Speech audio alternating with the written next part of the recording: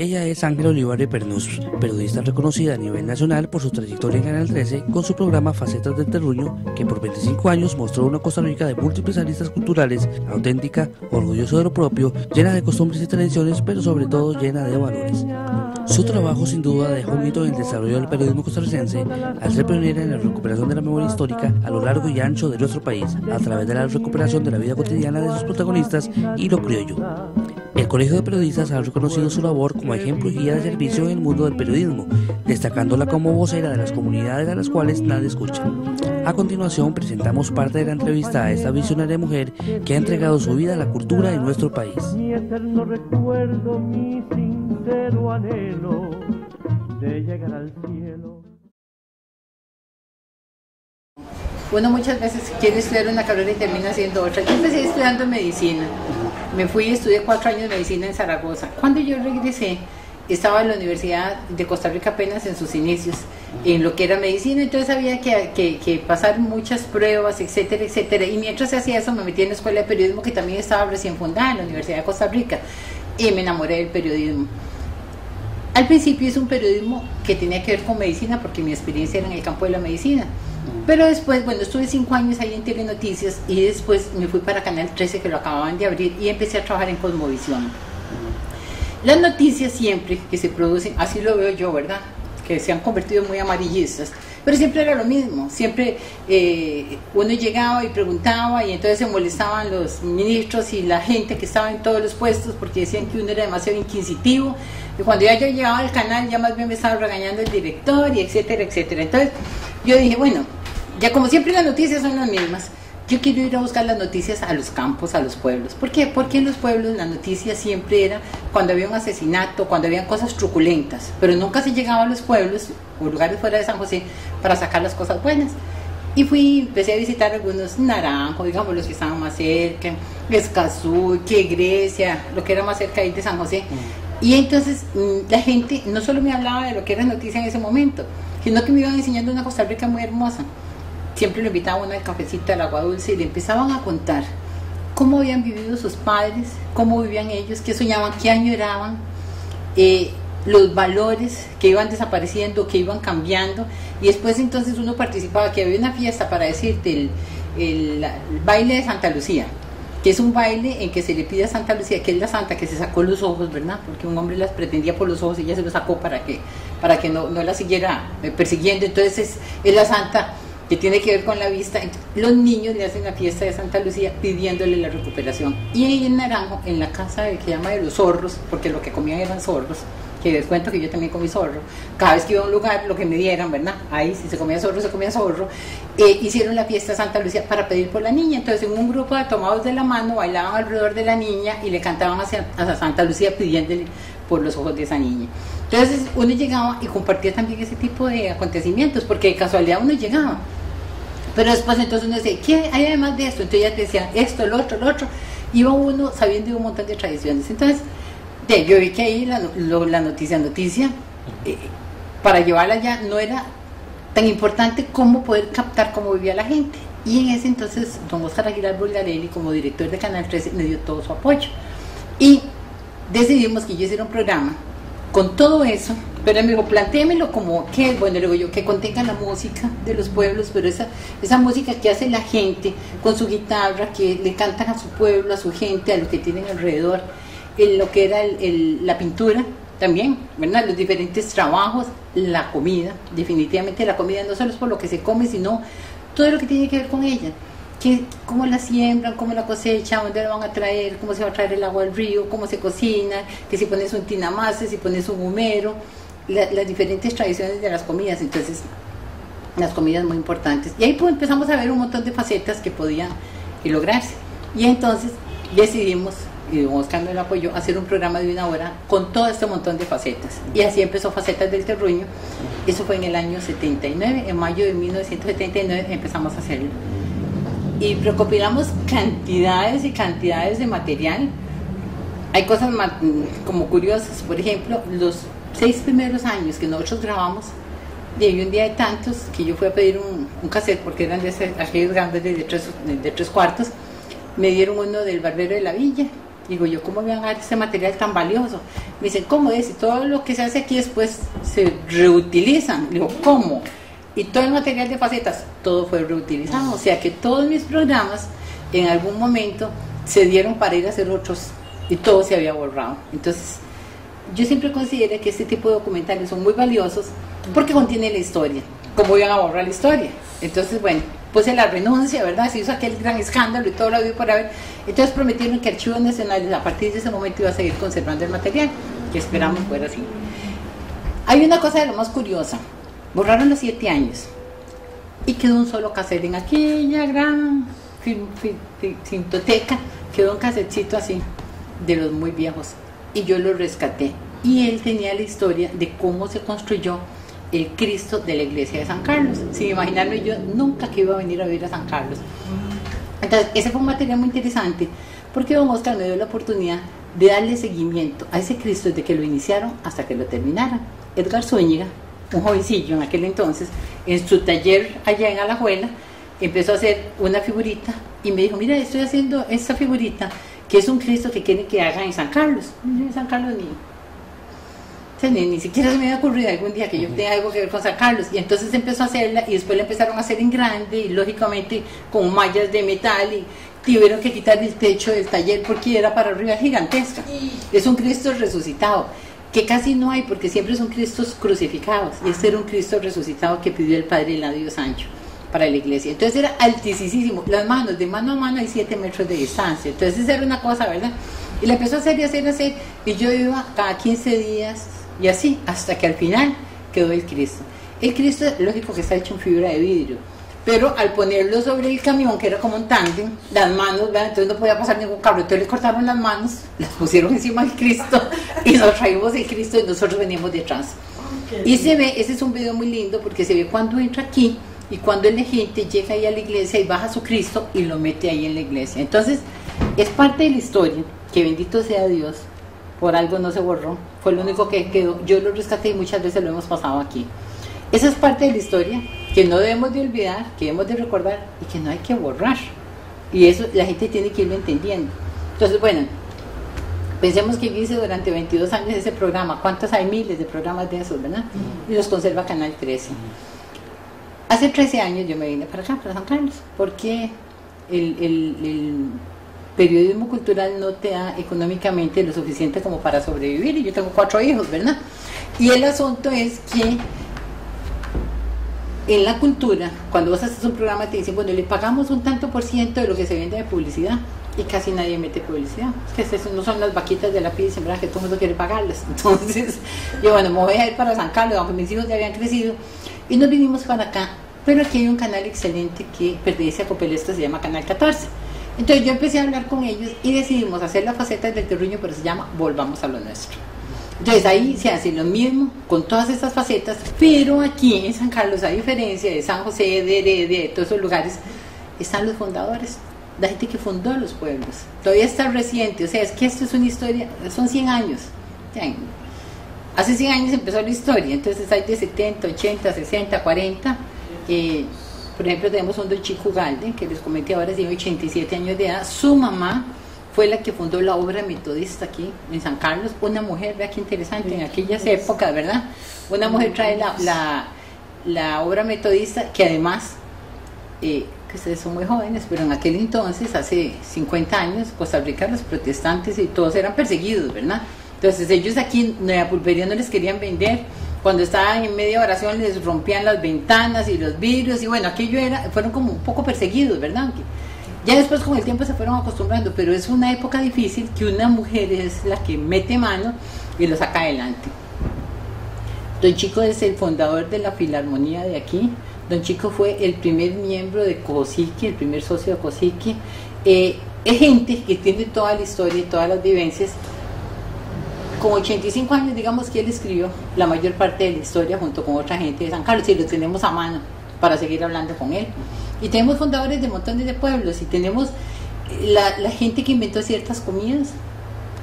Heredia es muy importante dentro de esto, porque más o menos, ¿verdad? El asunto es que Heredia, en aquel entonces, y más lo saben ustedes y quien me está escuchando que yo, en aquel entonces lo que se explotaba era el café. Llegó un momento que los latifundistas querían hacerse de todos los terrenos que tenían los pequeños productores, y los pequeños productores decidieron no dar sus tierras, pero para no darlas, entonces ellos pues se pusieron de acuerdo con los hijos de que los hijos mayores se quedaban con la tierra para no dividirlo entre el montón y hacer pedacitos. Entonces los mayores se quedaban con la tierra y los de menos edad se venían por estos otros lugares abriendo fincas, y así es como se funda Palmares y se funda Grecia y todo esto por aquí, ¿verdad? ¿Qué es lo que pasa? Bueno, esa segunda generación que viene aquí a San Ramón, Palmares, en algún momento también quieren seguir hacia adelante, hacer fincas, y son los que se meten aquí. Entonces la gente de Grecia, la gente de Palmares es la que entra en esta zona, que eran zonas baldías de San Carlos, y ellos empiezan a abrir brecha y a construir. Entonces, ¿qué es lo que pasa? Todas las tradiciones, el estilo de comida y la manera de vivir tiene que ver mucho con Heredia. Cuando uno habla aquí de comidas criollas, cuando la gente me dice, porque yo soy una recopiladora de comida de todo el país, ¿qué comida es típica de San Carlos? Ya, la comida de Heredia. El picadillo de arracache, o el picadillo de chicasquil, el lomo relleno, lo mismo que se come en Heredia normalmente, porque tenemos la tradición herediana, porque por generaciones al final, es más, la gente de Guanacaste, en la que de Heredia se fue a Guanacaste, y de Guanacaste se vino para acá, entonces tenemos la comida y tenemos las tradiciones heredianas. Entonces hay una gran influencia de Heredia en un montón de cosas. Y así poco a poco uno va encontrando, entonces mucha gente es de verdad de Palmares, de Heredia, todavía hay gente sancarleña de una o dos generaciones, tal vez hasta 3, pero hay un montón de gente que lleva aquí 10, 15 o 20 años, somos los que venimos de fuera y nos sentimos sancarleños. Que además hay una cosa muy linda, uno viene de San Carlos y es recibido como uno más. Uno muchas veces vive en otros lugares. Yo, por ejemplo, tengo un gran cariño por San Antonio de Belén, pero San Antonio de Belén nunca nos aceptó como propios del lugar. ¿Por qué? Porque ahí hay gente ya, familias ancestrales, que han cerrado mucho su manera de vivir, son muy cerrados en sus tradiciones, en sus costumbres. Entonces, muy lindo los que vienen de afuera y muy bonitos, pero no se empapan, ¿verdad? Pues uno viene aquí y uno pasa a ser un sancarleño más. Es más, si uno menosprecia decir que es sancarleño, la gente se resiente, ¿eh? Pero todo el mundo dice, es una sancarleña, entonces uno se siente un sancarleño. ¿Por qué? Porque uno pasa a pertenecer. Es uno más aquí del grupo. Eso le ayuda a uno más a rescatar las tradiciones y las costumbres, porque la gente se abre a comentarle a uno, a explicarle a uno. Entonces aquí se vive todo lo que es la tradición de los sancarleños y sus valores, uno los vive muy de cerca. Y como digo, son muy recientes, o sea, hablamos de un San Carlos que apenas tiene 100 años de edad. Para unos 100 años son mucho, pero en la historia 100 años son pocos, que me lo diga usted, ¿verdad? Sí.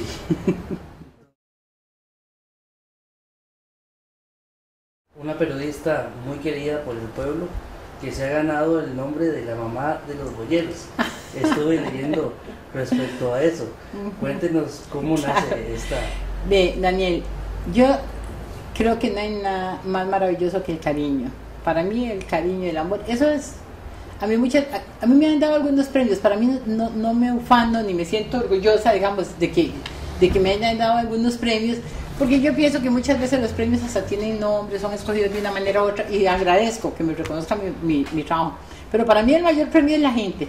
Eso de que me encuentro con alguien y la gente recuerda tal cosa, y que la gente te quiera porque siente que vos sos buena persona, ¿verdad? Y que la gente se identifica, que tenemos la misma manera de ser, que amamos, que deseamos lo mejor, todo lo de los valores. Bueno, esto de los boyeros, y yo soy como la mamá de los boyeros, ¿qué es el asunto? Cuando yo empecé, en ese año 78, 69, a visitar los pueblos, cuando yo llegaba a las casas de los campesinos, había campesinos diferentes, los que tenían sus carros y sus tractores, los que querían irse a la ciudad porque se avergonzaban de vivir en los pueblos, y los que vivían felices y contentos trabajando con los animales en el campo, los que tenían los bueyes. Eran muy diferentes en general a los que no tenían. ¿Por qué? Porque los bueyes fueron en algún momento como tener el carro ahora. Todo el mundo tiene carro, todo el mundo tenía bueyes. ¿Qué significaba tener bueyes? Un medio de transporte con el que vos compartías y con el que vos convivías. Eran tus amigos, los seres que trabajaban con vos, que los tenías que tratar con amor, porque eran parte del diario vivir. Yo creo que había que tratar mejor los bueyes que el resto de la familia, ¿verdad? Porque entonces yo empecé a conocer a ese campesino boyero. Además, el campesino boyero, además de tener los bueyes y mira, es que increíble la compenetración que hay entre los boyeros y los bueyes. Hay veces que se muere el boyero y se mueren los bueyes de tristeza. Hay veces que se muere un buey y se muere el otro buey porque se le murió el compañero. Y hay boyeros que van y duermen, inclusive a veces cuando están medio tapping, van a dormir con sus bueyes y están atentos a los bueyes. Entonces hay una simbiosis, podríamos decir, una unión tremenda. Entonces hay como un sentido maravilloso entre esos seres, nuestros hermanos menores, que son los animales, y el ser humano. Y entonces yo llegué y conocía, además el boyero, aparte de eso, entonces el boyero conserva un montón de tradiciones. El boyero tiene sus bueyes para los trapiches. Estamos hablando de la tapa de dulce. Estamos hablando de la gente que llega a otros lugares con la caña a sacar la tapa de dulce. Estamos entonces hablando del que necesita abrir el surco. Y entonces también hay otros que le dicen. Entonces hay un montón de cosas que van uniendo a la gente. Es la gente que conserva las tradiciones de la comida. O sea, el boyero y su familia conservan todas las tradiciones culinarias. El montón de tradiciones religiosas. No hay un boyero que no tenga su rezo del niño cuando es la ocasión. En fin, es un montón de cosas. Entonces yo empecé a conocer los boyeros y me parecía impactante y lindísimo. Entonces yo saqué esa imagen de ese campesino con los bueyes y siempre traté de resaltarla porque los admiré tremendamente. Entonces uno llegaba y en los pueblos, como los boyeros eran los que jalaban la madera para hacer la iglesia, los que, bueno, dicen que las yuntas son desde el lugar donde ocurre la luna de miel, ¿verdad? Donde se hacían los chiquitos hasta donde lo enterraban a uno, ¿verdad? Porque eran desde el carro funerario hasta el hotel de la luna de miel, las ambulancias, el transporte, etcétera, etcétera. ¿Verdad? Eso es maravilloso, todo eso. Y entonces nosotros también, bueno, cuando iba con los compañeros del canal, veíamos cómo ellos hacían su desfile alrededor de Escazú, su desfile alrededor de Venecia, su desfile alrededor. Y entonces yo decía, pero ¿por qué algún día no hacer un gran desfile donde venga la gente de todos los pueblos a mostrarle a la gente de la capital de que aquí lo que existe es gracias a los boyeros? Los boyeros jalaron todo el material para hacer la iglesia de la Merced, la iglesia de la Catedral, el Hospital San Juan de Dios, el Liceo de Heredia, todo lo de Heredia, en fin, todos esos grandes edificios, pero además la comida, todo lo que es el Teatro Nacional, lo fueron jalando, ¿verdad? Hasta todas las figuras y todo lo que había lo iban jalando con bueyes, y si lo que existían eran solo los bueyes. Entonces nosotros dijimos que vengan los boyeros y le muestren a la gente de la capital, que además a la gente de la capital le gusta ver eso, todos le sentimos un poco de gente de campo. Entonces la primera vez que se nos ocurrió dijimos, bueno, hagamos un cesteo, porque viene gente, pensábamos que llegara gente muy lejos, llegó gente de zonas increíbles. ¿A dónde van a dormir? En la sabana. Entonces acondicionamos la sabana, nos prestaron los baños del estadio en aquel entonces, y ahí estaba la casona de los scouts, y empezaron a llegar los boyeros de todos los lugares, y empezaron a llegar. Aquello fue una locura porque llegaron 550 yuntas. Nunca en la vida se ha reunido esa cantidad de yuntas en Costa Rica. Y entonces salimos ahí de la estatua de León Cortés, atravesamos todo el Paseo Colón hasta llegar en el Parque Central. Entonces le pedimos al presidente, a su esposa y a sus hijos que estuvieran como familia presidencial, al alcalde, en ese tiempo era el Ejecutivo Municipal, Johnny Araya, que lleva muchísimos años, ¿verdad? Entonces Johnny con la señora y los hijos, y Monseñor Arrieta. Monseñor Arrieta, curiosamente, había sido aquí el sacerdote que trabajó en Venecia cuando construyeron la iglesia de Venecia, entonces le llamaban el cura de los boyeros. Entonces él acompañaba a las yuntas cuando iban a traer la piedra, cuando iban a traer la madera y todo lo que iba a llevar, y él era el que les daba el rojito de guaro, porque en aquellos barriales, en aquellos agualotales, todo el mundo iba congelado, y el padre Arrieta les iba dando a cada cual su rojito de guaro, ¿verdad? Y era muy, muy querido.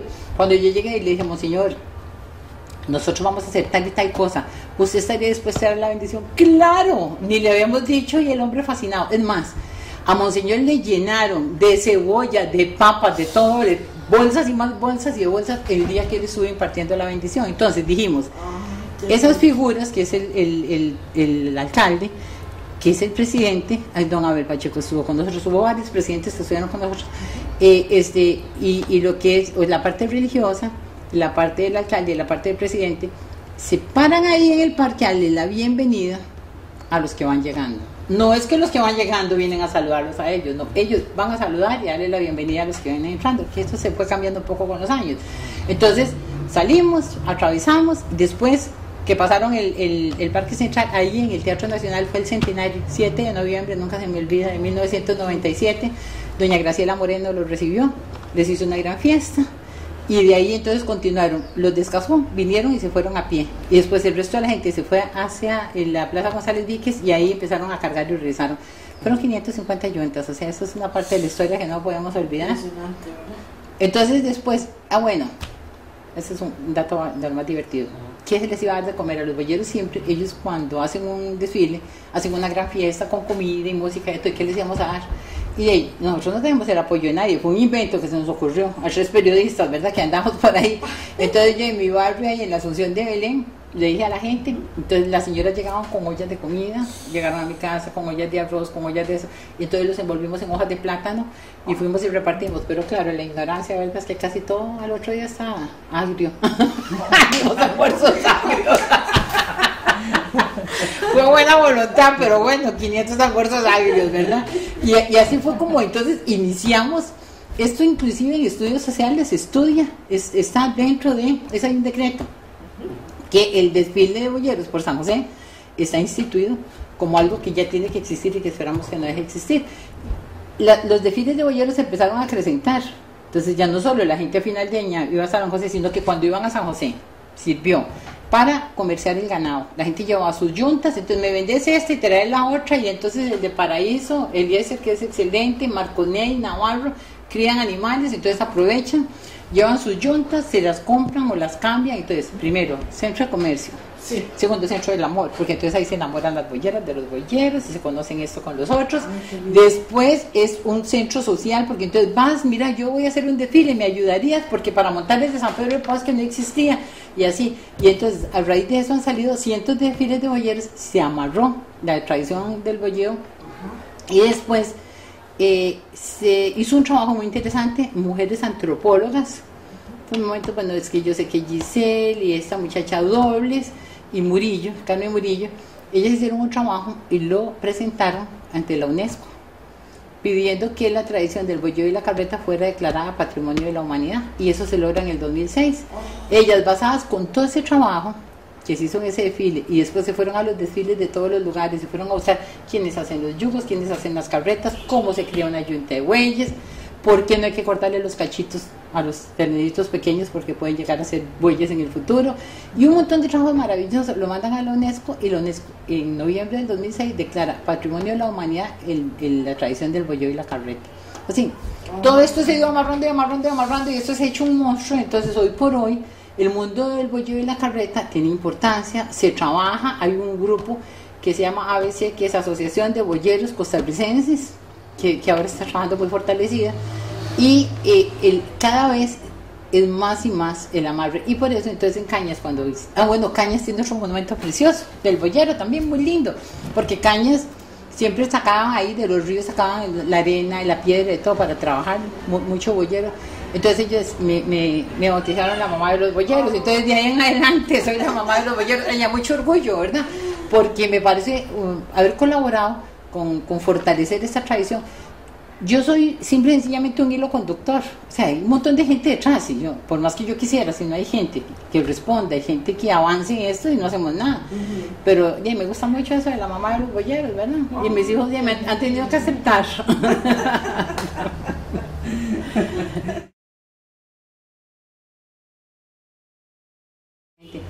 Hasta que pasan los años uno se da cuenta lo importante que son muchas cosas que se empiezan a hacer, se continúan y se amarran.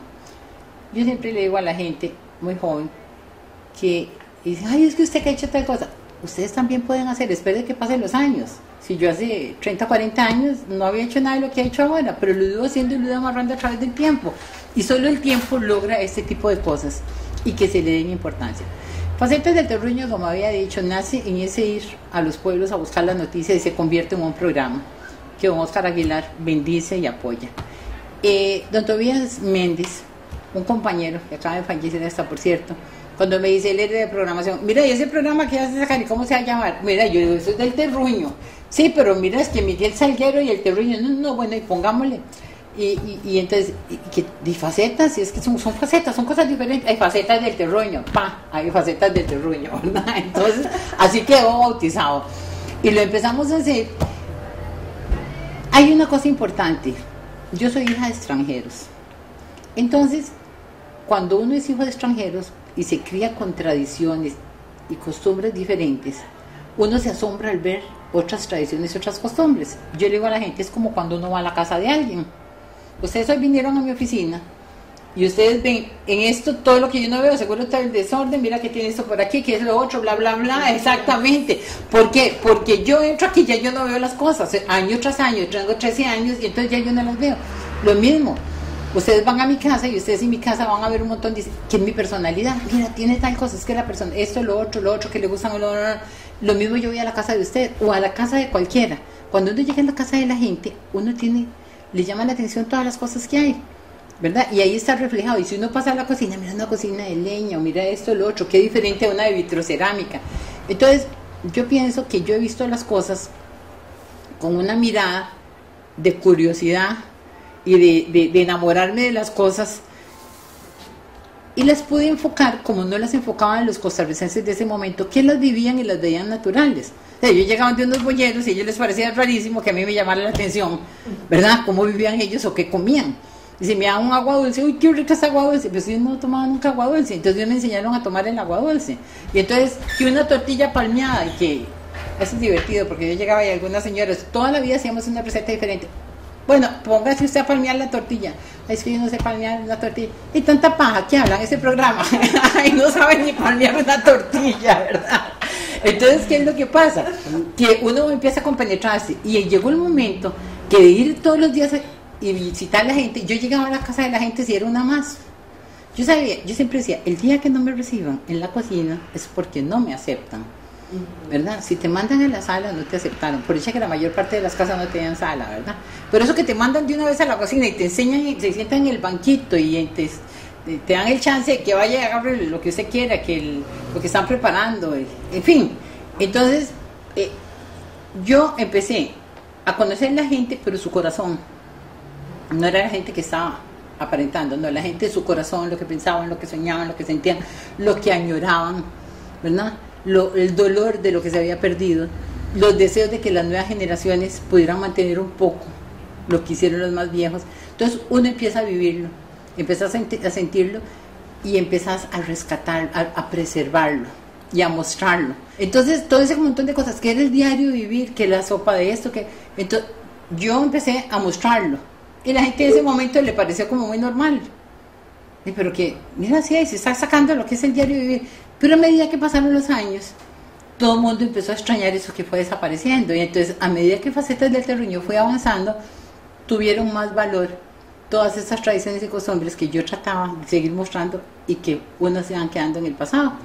Y de ahí es donde yo pienso que empieza a darse esa importancia de la parte de nuestra historia que quedó documentada. Fulanito de tal, que ya no está, contó la historia de cómo se cruzaba el río San Carlos en una panga y cómo pasaron el ganado para ir a Santa Rosa de Pocosol. Hoy usted pasa por el puente ese gigantesco, pasa a Santa Rosa, que está súper verde que poblada, y ¿quién se va a estar acordando qué fue? Pero ahí está el señor que contó la historia. ¿Es cierto lo que está diciendo Ángel Olivarri? Sí, ahí está el señor Don Pedro que contó la historia, no lo estoy contando yo. Entonces, ese poder documentar y conservar todas esas personas tiene un gran valor. Entonces, es un valor y no tiene precio, como dicen, ¿verdad? Porque es la gente contando las verdaderas historias de sus pueblos, de sus cosas, y yo pienso que ahí es donde está el valor histórico, porque es la historia de Costa Rica, pero documentada. Y ya no se puede hacer. Cuando el tiempo pasa, lo que no se hizo ya no se puede hacer, y por dicha que se hizo. Entonces ahí tenemos todos esos valores documentados que son, bueno, para que la gente conozca cómo se hizo Costa Rica, el esfuerzo cómo se hizo Costa Rica y cómo se disfrutó haciendo Costa Rica, porque no fue de solo penalidades y tragedias, no, se hizo con música, se hizo con alegría, se hizo con entretenimiento, se hizo con esfuerzo, se hizo con amor y se hizo con lo que nosotros dijimos, se partieron el alma. No se partieron el alma, es que ellos vivían así, o sea, la gente trabajaba así y abría los campos y botaba las montañas y las mujeres parían en los campos y Vean, ya como un dato, porque a mí me parece tan interesante, aquí en San Carlos, por eso yo me enamoré de San Carlos, había una señora que le decían Anita Pipona. Las piponas son muy famosas aquí en el lado de La Vega. Era una señora súper reteque campeona. Ella se casó con un hombre que traía 12 hijos, un viudo, y ella tuvo 12 hijos, o sea, 24, ¿verdad? Y ella era una mujer de trabajar la montaña. Ella sembraba, pero a lo salvaje en las montañas esas con el esposo, y sembraban y sacaban la yuca y sacaban esto y lo otro y lo otro y lo otro y lo otro. Y mientras tanto los hijos iban criando ahí unos con los otros y ella llegaba y iba controlando. Entonces esa era campeona. Es increíble. Es más, nunca se me olvida porque cuando fuimos, hay un par de anécdotas que son interesantes. Cuando fuimos ella dijo, voy a hacer una olla de carne, pero con gallina. Me llevó una amiga de aquí que es como mi hermana, Paloma Guzmán, y entonces vamos a hacerlo, pero con gallina. Dice, Luz, le dice a la hija, vaya a traerse la gallina. Bueno, la señora dice la gallina y una señora que tampoco va a estar guardando y larse mucho, pero él va y preparando y trae la gallina y desploma la gallina y la abre. Mira, no seas tan... Bueno, esa señora, las palabras que se dice don Oscar, ¿quieres tener todas las malas palabras? Le digo, tenemos que quitar todo el documental, ¿verdad? No seas tan... Luz, mira, te trajiste la ponedora. Y era ya, donde la abrió, llena de huevos, ya estaba muerta la gallina.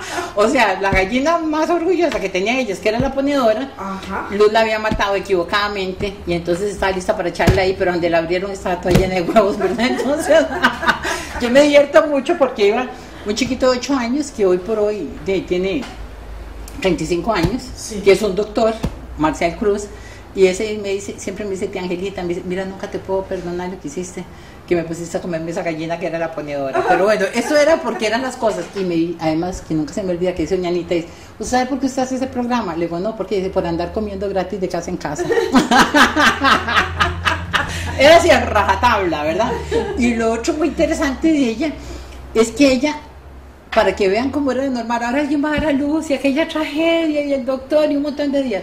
Esa señora estaba con las visitas, hablando de todo. De repente veían que doña Anita se paraba, que era doña Anita, se metía en el cuarto, abría la ventana, brincaba por la ventana y se iba ahí bajo de aquel ceibo, paría, porque ya es que ya el carajillo venía para afuera, paría, lo llevaba ahí cerquita del río, lo lavaba, lo envolvía, y venía la doñita, volvía a brincar por la ventana y salía así. Había pasado, digamos, tal vez una hora, y ya llegaba y le enseñaba las visitas del chiquito, y no es mentiras, era ciertísimo. Ella era una mujer increíble, increíble, y así dicen que en cualquier momento la doña desaparecía y aparecía al rato con el carajillo ya lavado de todo, ¿verdad?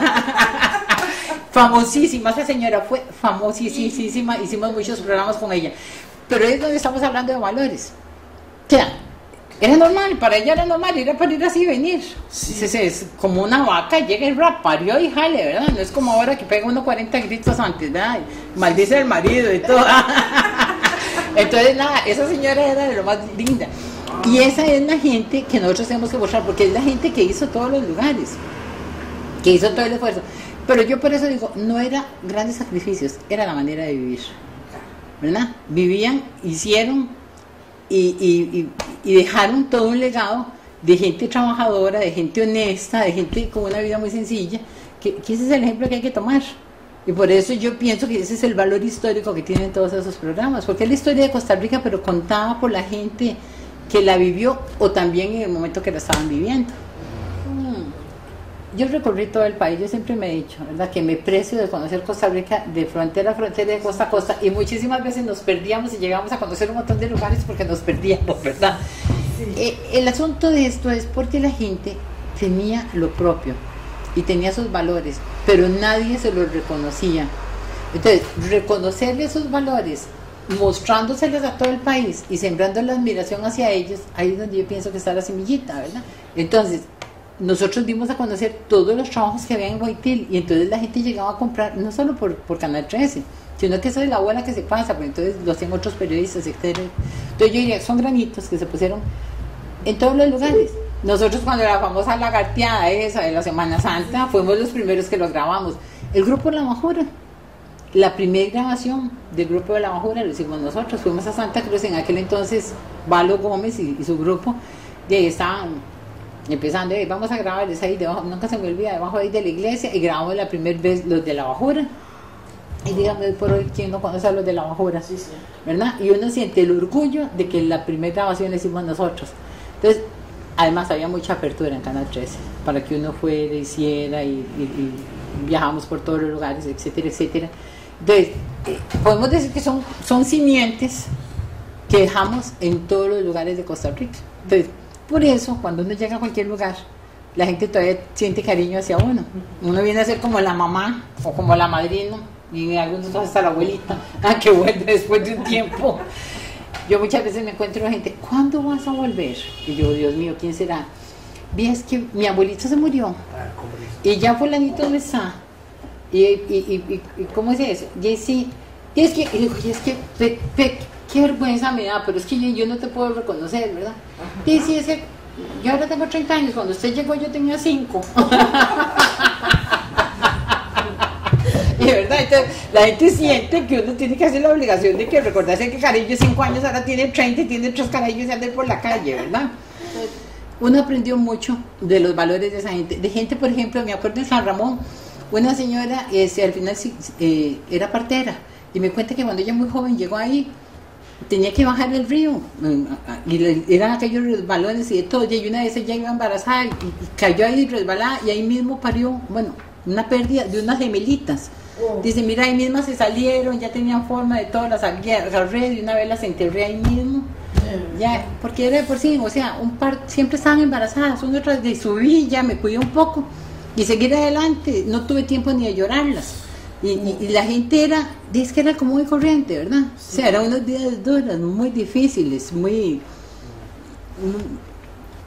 Aquí tenemos, algún día ustedes tienen que venir, ojalá que también pudieran venir los muchachos. Hay una señora que se llama doña Francisca Morales Matamoros, en Barrio Lourdes de San Francisco de la Palmera.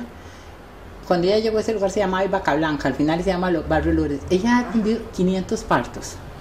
Nunca se cobraba un 5 por un parto. Nunca se le murió una sola criatura. Y aprendí doña Francisca Morales que dice, a las parteras todo el mundo va a buscarlas, pero nadie las regresa al lugar de donde las trajeron. Todo el mundo va a buscarlas, pero nadie va a dejarlas. ¿Por qué? Porque van en carrera, porque van a hacer el carajillo. Sí, y después que nació y de todo, ya el hombre sigue trabajando y va a ir a la partera cómo hace para irse para su casa. Sí, y ellas piensan o pensaban que era una misión que Dios les dio y había que estar agradecido con Dios. ¿Cómo ibas a cobrar por eso? Entonces jamás.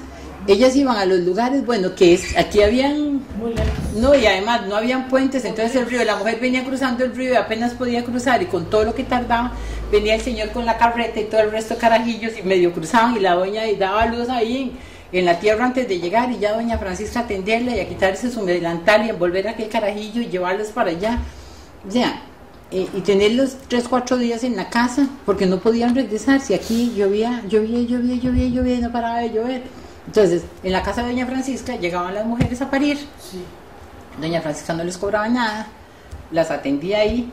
Entonces el señor, que tenía mucha dignidad, le ayudaba en las siembras, en esto y lo otro. Mientras tanto, estaban los chiquillos. Y ya doña Francisca dice que siempre, que cuando ella sabía que venía una mujer muy, muy mal y de todo, y era una costumbre, amarraba una gallina en la pata de la cama, porque esa gallina, cuando ya se estaba presentando a labores de parto, se hacía una sustancia con ella. Entonces, apenas la señora más o menos había terminado, se hacía una sustancia y era para que la mujer se fortaleciera tomándose la sustancia. O sea, era todo bien pensado.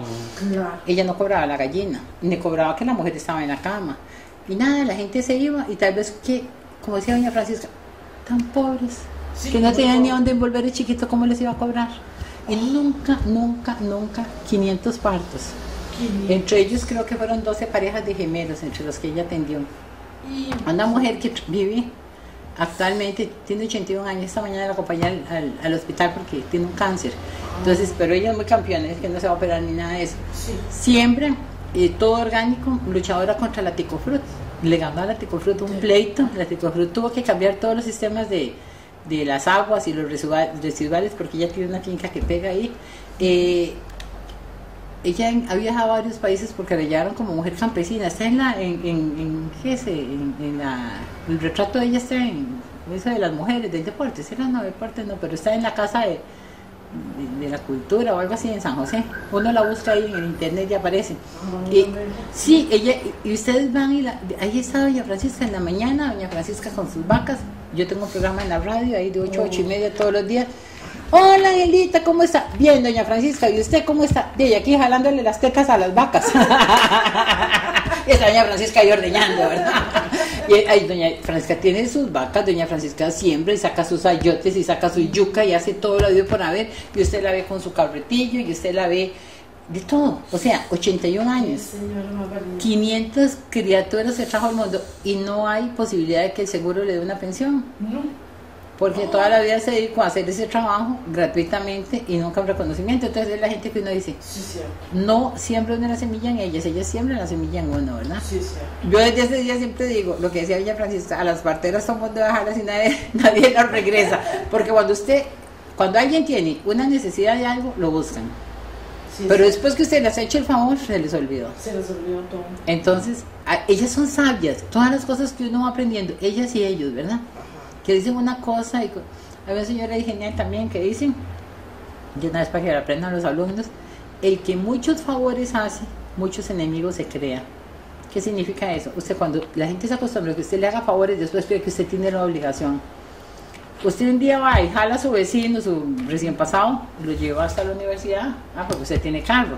Al otro día está por ahí, lo vuelve a llevar. Y al tercer día le está esperando ahí para que lo lleve, o que se lo vuelva a llevar. Y así lo va llevando todos los días y ya es su obligación. El día que usted se vara, el vecino dice, ¿qué hijo de poña cochina de carro el tuyo? No, voy a llegar tarde. O eso para nosotras las mujeres.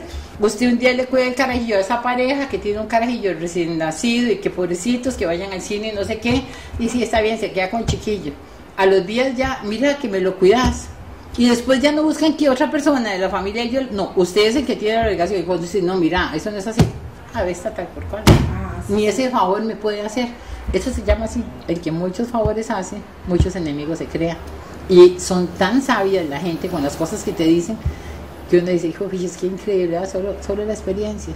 Y eso es lo que se recupera a través de, o lo que se preserva a través de esos programas. Sembras una semilla obligatoria, porque uno tiene la obligación de cumplir con la misión que le corresponde de una forma correcta, ¿verdad? Pero al mismo tiempo ellos están formando. Llega un momento que uno llega a ser un gran ser humano, y hay que decirlo con orgullo. Si yo pienso que hay cosas que son de uno, que son buenas, y uno tiene que aceptarlas. Si uno se las ha ganado, Dios lo ha hecho a uno así, y uno ha ido aprendiendo a ser una mejor persona. Entonces uno dice, pues todo lo que he aprendido, ¿verdad? Me ayuda a ser una mejor persona, que es un poco lo que deberíamos de ser todos, ¿verdad? O sea, como dicen, practicar lo que uno predica, y uno aprende con ellos. Y nosotros, para la Ruta de los Héroes, fue un descubrimiento increíble, porque aquí nadie tenía la menor idea por dónde pasó el ejército costarricense, ¿verdad? Entonces, digamos, si se ha hablado de que cuando se habla que el ejército costarricense viene para acá a llegar hasta Muelle, se sabe que pasó en la zona norte. La zona norte, estamos hablando de todo lo que son las junglas y de todo lo que son las selvas. Hoy por hoy, en donde estaban esas junglas y esas selvas, ¿qué pueblos existen? Eso nunca se sabía. ¿Quién se iba a preocupar aquí en San Carlos de saberlo? Si allá tampoco en San José nada más dijeron, pasó San José a la Juela, Naranjo, y entró junglas y selvas y llegó a Muelle. Y nunca se preocuparon, o sea, es que nadie se preocupa porque a nadie le interesaba. Que yo, con Carlos Aguilar, el pintor ahí en el Museo Juan Santa María, porque él nos hacía todos los retablos para los boyeros. Cuando había desfiles de boyeros, la municipalidad nos daba la plata para retablos que se los regalábamos. Entonces yo vi en todas las pinturas que él tenía, cómo él tenía dividida la campaña en dos fases, y la segunda fase era donde se van por el muelle. Digo yo, ¿pero por dónde pasaron? Digo, por las junglas. ¿Pero cuál es? ¿Por qué? Entonces muy sencillo. Yo dije, bueno, vamos a averiguarnos esas junglas y esas selvas, por donde hoy por hoy pasan las ciudades, ¿verdad? Entonces nos trajimos a un historiador, un cartógrafo, que se llama Juan Castro, y Juan Castro nos dijo, este fue el camino que se siguió, porque Alejandro von Bülow, que es un alemán que era el encargado de hacer todo lo que eran los planos para llegar de tierra al agua, él iba señalando por dónde iba. Él venía con una brújula, venía con un secante y un teodolito. Okay, entonces iba y lo iba señalando. Por eso cuando el ejército entra aquí y ve la selva no le importa, porque ellos con el tío Dolito y el secante y la brújula y nada más iban guiando y salieron a muelle, ¿verdad? No importa que pasaran por la jungla. Entonces nosotros dijimos, bueno, vamos a ver hoy por hoy qué es lo que hay. Entonces nos vinimos con ese señor, pusimos un GPS a un carro y nos vinimos siguiendo la ruta. Y la gran sorpresa es que pasaba aquí por el puro centro de Ciudad Quesada, ¿verdad? Porque claro, él hizo la picada, el señor, por ahí pasó el ejército. Después llega Rafael Iglesias y hace la carretera de Rafael Iglesias la hace sobre esa picada. Y después la carretera actual la hace sobre la Rafael Iglesias. Quiere decir que todos los días pasamos por la ruta de los héroes, ¿verdad? Hay solo ciertos lugares a donde no, pero en general sí. Entonces nosotros le dimos seguimiento. Entonces resulta que sale de Zapote, pasa Buenavista, Ronrón, La Abundancia, Pénjamo, llega ahí a La Quilea, Peje Viejo, Quebrada Azul, Platanar y llega a Muelle. Hoy por hoy todos los pueblitos que hay en el camino. Pero ¿cómo saber eso? ¿A quién le interesaba? Bueno, porque nos interesó a nosotros, porque uno tuvo la curiosidad y entonces, bueno, ahí es donde, ¿qué es lo que podemos hacer? Lo que podemos hacer es enseñarle a la gente. Entonces, la idea en este momento fue enseñarle a la gente el valor que tiene San Carlos, que no es solo valor de música, y no es solo valor de ganado, ¿verdad? Ni de caña, sino es valor patriótico. Porque aquí se gestó la batalla decisiva para que Costa Rica fuera libre. No fue en Guanacaste, ni fue en otro lado, fue aquí en San Carlos, o sea, que tiene un gran valor patriótico los sancarleños. Aquí en sus tierras se gestó y aquí pasó el ejército costarricense. Entonces, enseñarle a la gente que tenga orgullo de que verdad que el ejército pasó por aquí, por aquí, rumbo allá a ofrendar sus vidas por tierras sancarleñas. No venía ningún sancarleño porque no existían los sancarleños, ni existía Zarcero, solo habían junglas. Pero entonces, para ellos, esta ruta que nosotros recorrimos ahora el sábado y domingo pasado, significa reconocer que 250 hombres y una mujer que era Pancha Carrasco venían dispuestos a morir por la libertad de Costa Rica y ellos pasaron con esa gran ofrenda de amor rumbo a San Juan por las tierras sancarleñas. Ese tipo de valores yo pienso que son los que hay que irles inculcando a la gente y eso le va dando, o sea, es importante. Ya los sancarleños se sienten diferentes. Nosotros trajimos aquí un historiador, Fernando Leitón, y Fernando dio 8 charlas que cubrieron 800 personas. Son 800 hogares sancarleños que ahora saben cuál es la verdadera historia. Y nosotros involucramos como 2.500 personas en todo lo de la ruta que nos fueron acompañando en las fiestas y de todo. Ya San Carleño sabe que aquí la ruta de los héroes fue importante y que aquí se gestó la libertad de Costa Rica. Haciendo esas cosas, entonces cuando le vamos dando de valores, ya entonces ya el sancarleño no es solo que me digan allá que vuelo a Boñiga, ¿verdad? Sino que somos muy, no, tenemos música, pero también patrióticamente por donde nosotros fue donde pasaron. Ya los chiquillos tienen un conocimiento, eso es lo que hay que hacer, irles inculcando, entonces que ellos se vayan sintiendo cada vez más orgullosos de la tierra que son. Y lógico, luego después las oportunidades, porque si aquí se monta algo donde haya una cultura, donde se pueda discutir de diferentes temas, donde se pueda hablar y que la gente tenga sus tertulias o tenga sus lugares a donde puedan reunirse, entonces es atractivo. La gente no va a tener, no estar ayuna de esa cultura de que solo se la puede dar a la capital. Y llegará el momento que valorarán más San Carlos que estar allá. Yo creo que eso es sumamente importante, que la gente aprenda a amar, a identificarse más con lo propio y que haya oportunidades para todos. Eso es definitivamente. ¿Verdad? ¿Costa Rica está en crisis de identidad nacional o es un discurso vendido de la globalización? Yo creo que no está en crisis de identidad, al contrario, más que nunca nos hemos sentido identificados, ¿verdad? Sí nos sentimos costarricenses ahora. Yo pienso que la gente ahora está con eso, que los filibusteros están en Costa Rica, que son los mismos ticos, que esto y que lo otro, o sea, pero estamos hablando como que todos unidos contra los que es inadecuado. Sinvergüenza siempre ha habido, ladrones siempre ha habido. Lo que pasa, primero, antes la prensa no destacaba tanto las cosas, eran otros tiempos, eran otros sinvergüenzas y eran otros ladrones. Porque ahora vos llegas a ver, ejemplo, no te puedo con ese ejemplo, pero digamos, nosotros a veces decidimos, bueno, en tal lugar, en tales tierras, eso le pertenece al pueblo, porque ahí estuvieron cosas del Estado. Cuando empezamos a esculcar y de todo, no pertenece, el Estado no las tenía registradas, y entonces llegó un señor y empezó y la marcó así, vino otro y le compró y así, y hoy por hoy, entonces todas esas tierras ya están legalizadas, pasadas a otras manos. Nosotros tenemos aquí en San Carlos un ejemplo que a mí me parece increíble, se llama el hogar de paso. Antes la gente venía de zonas muy alejadas y para venir al hospital, ¿dónde quedarse? Había gente que abría los hogares y había gente que vos encontrabas 4, 5, 10 personas durmiendo en el suelo porque de buena voluntad la gente los tenía y les daba algo de comer en la mañana, que eran los que acompañaban a los enfermos, de la mujer que venía casi pariendo pero no había parido, etcétera, etcétera. Eran hogares de paso en los hogares, pero después se abrió el hogar de paso. Entonces ese hogar de paso con los fondos de todo mundo se hizo y la gente llegaba a dormir, buenas camitas, buena comida y todo, y lo empezó a administrar una gente. Y la gente le empezó a dar un orden legal de asociación, no sé qué, al punto de que un edificio que vale cualquier cantidad de plata, de los que se encargaron de la tal asociación lo vendieron. Así, a hojas vistas de todo el pueblo, y como que el hogar de paso se prefiere de todo el pueblo con fondos. No, hay algo legal que dice que esta gente podía venderlo, porque después ellos hicieron como una asociación privada, bla, bla, bla, bla, toda la gran historia. Sin vergüenza, ¿verdad? Claro. O sea, y como eso, los hay en todos los lugares a través de todos los tiempos, y hay gente que aparentemente es muy honorable. Entonces, ¿qué tenemos? Eso ocurre ahora. Antes, los terrenos también, y si nos ponemos a esculcar en la historia y nos ponemos a esculcar en los periódicos, siempre ha estado lleno de sinvergüenzas y de ladrones y de corruptos y de toda la vida para ver. Antes había una prensa menos acuciosa o tal vez con menos posibilidades, pero igual todo lo que es el maltrato a la mujer, la agresión a la mujer, eso no es de ahora.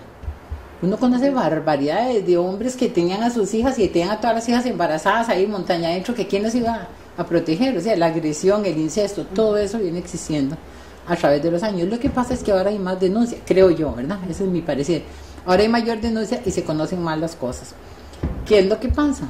Hoy por hoy ya la gente va, bueno, veamos nosotros a través del Facebook, ¿verdad? Las cosas que vos te vas enterando. Esto, por ejemplo, la concesión de lo de la carretera San Ramón, y se ha destapado de una forma extraordinaria.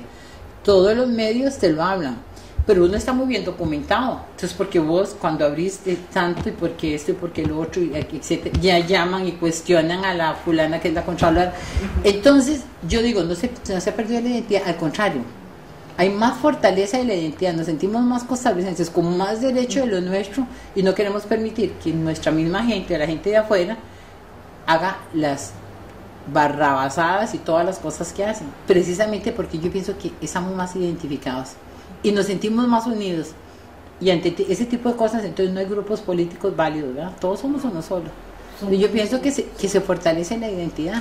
O sea, más bien ahora nos sentimos más que nunca costarricenses y con más derechos. De decir, de hacer y de cuestionar y de exigir.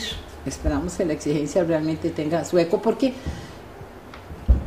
casi como para concluir eso, Fernando Leitón, el investigador en historia que nos vino a hablar aquí del ejército costarricense, que no era un ejército el que pasó aquí por 1856 de picos y palas y nada, porque usted como historiador, como experto en estudios sociales lo sabe, era un ejército muy bien formado por Inglaterra y en Chile, que muy buen armamento. Y con buenas armas. Exactamente. Entonces, nosotros sabemos que, digamos, que ya Costa Rica estaba bien fortalecida, o sea, tenía gente muy bien preparada, ¿verdad? Entonces, eso lo tenemos que aplicar en la época actual. Y ahora la gente está muy bien preparada, la gente está fortalecida, la gente sabe muy bien. Y en aquel entonces se utilizaron ese tipo de armas. Bueno, nosotros tenemos otro tipo de armas ahora. Siempre es en la identidad de costarricense, aquel con su idealismo y lo que podían hacer. Nosotros hoy por hoy con otro tipo de armas, en que nosotros podemos cuestionar las cosas, y ojalá no tengamos que utilizar otro tipo de armas. Sería muy, muy triste, porque yo pienso que una guerra fratricida es espantosa. Yo acepto la de 1856 porque eran los invasores extranjeros, pero entre nosotros, la del 48 y todas esas me parecen barbaridades entre los mismos costarricenses. Pero nosotros no vamos a permitir que los mismos costarricenses hagan ese tipo de cosas. Y para eso existe todo esto, estos medios de comunicación, el Facebook, la gente, los periodistas, que podemos detener muchas cosas que se hacen, precisamente porque la identidad del costarricense, yo creo que se está fortaleciendo. Enviémosle un mensaje final a los profesores de estudios sociales, de cívica, que van a ver este programa, a los estudiantes, muy importante, que se está cambiando el concepto. No son el futuro, son el presente, son el ahora, y con ellos también hay que trabajar por una Costa Rica mejor. Sí, yo tengo una gran fe en la juventud. en esa juventud, cada una de las juventudes, yo pienso que es extraordinaria nuestra juventud. En manos de ellas está el relevo. Nosotros estamos ahora, ya ni siquiera estoy yo, ahora está la generación tuya y la otra generación, y está en manos de la nueva generación de esta Costa Rica, que tiene que ser la Costa Rica que queremos para nosotros, para nuestros hijos. No hay que pensar solo en los hijos, para nosotros. ¿Qué tipo de Costa Rica queremos? ¿Cómo queremos vivir? ¿Cómo queremos disfrutar? Y todo ello será en base al conocimiento. Yo siempre he dicho que la cultura hace que avance realmente el mundo, ¿verdad? Cuando la cultura avanza, la marginalidad retrocede, definitivamente. La ignorancia va retrocediendo si la cultura va hacia adelante. Si nosotros y ustedes, los profesores de estudios sociales y las personas que están en el mundo de la cívica, etcétera, etcétera, le inculcan a las nuevas generaciones los valores, las cosas serán muy diferentes. Vean que 20 años para atrás la Costa Rica en todo lo que era cívico era muy diferente a la Costa Rica que durante 20 años se ha ido perdiendo todos los valores cívicos e históricos. Entonces, hay una gran ignorancia. Y la gran ignorancia es porque no nos enseñan, pero si nos enseñan, definitivamente nosotros podemos, con el conocimiento, lograr muchas cosas. Así que está en manos de los educadores. Yo tengo una gran fe en todas las personas que están en el mundo de estudios sociales, en el mundo de la cívica, en todo esto, que nos hagan conocer la realidad, que nos reeduquen si es necesario, y que a las nuevas generaciones conozcan realmente los valores. Está en manos de todos ustedes, y aquí estamos nosotros también dispuestos a escucharles y aprender. Y para todas las personas que quieran venir a San Carlos, que quieran cualquier tipo de contacto, y además les invito, si acaso, para el segundo domingo de mayo, que celebramos el Día de las Tradiciones Sancaleñas. Solo San Carlos, el cantón de San Carlos tiene Día de las Tradiciones por un decreto que logramos con la municipalidad. Ojalá que todos los cantones tuvieran el Día de las Tradiciones ramoneses, griegas, escasuseños, etcétera, etcétera. Entonces, el segundo domingo de mayo estaríamos hablando, sábado, domingo, 11 y 12 de mayo, estamos aquí de fiesta, mostrando las tradiciones sancaleñas. Están todos invitados, de verdad, que será un placer poderlo compartir si ustedes quieren venir. Ruta de los Héroes, ¿cuándo es la próxima caminata?